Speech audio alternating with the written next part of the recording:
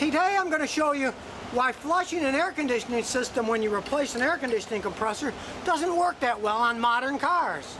Now years ago, if a compressor went bad, you'd flush the system out with some of this flush. The flush was poured inside this canister from this big gallon here. Then an air hose was attached and the flush was flushed to the system to knock all the crud out. And it used to work pretty good, especially to flush these condensers that are in front of the radiator for the AC system. But the fins that the refrigerant travels through are getting thinner and thinner so they can make cars cheaper and cheaper.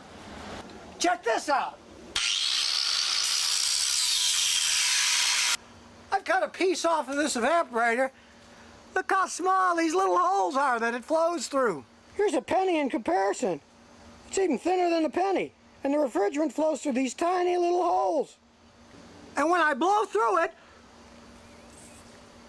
I have to blow as hard as I can just to get a tiny bit of flow. So flush, that's not going to cut the mustard. It's not going to flush any crud out of these holes. And that's the main reason I'm making this video today. I've seen too many people change a compressor, flush out the system, only to find days or months later, the new compressor breaks too. Because try as you might, flushing these tiny holes just isn't going to work. There's just too much surface area, too small holes. Crud's going to get stuck in here. It's going to build up pressure and it's going to end up ruining the new compressor too. And since the first place that the high pressure refrigerant goes once the compressor compresses the gas is the AC condenser, it's the part that normally gets clogged up. So if you have an air conditioning compressor that blows, you can forget trying to flush the condenser out on a modern car, because the holes inside are just too small for any flush to work.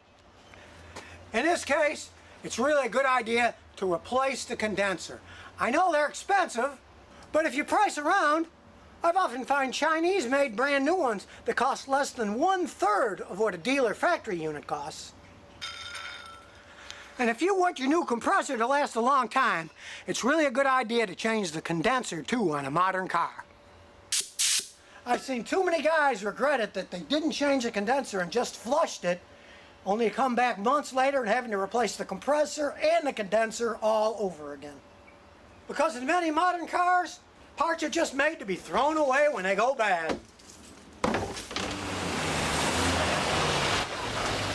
And remember, if you've got any car questions, I now answer them live every Saturday at 10 o'clock in the morning on Google Events.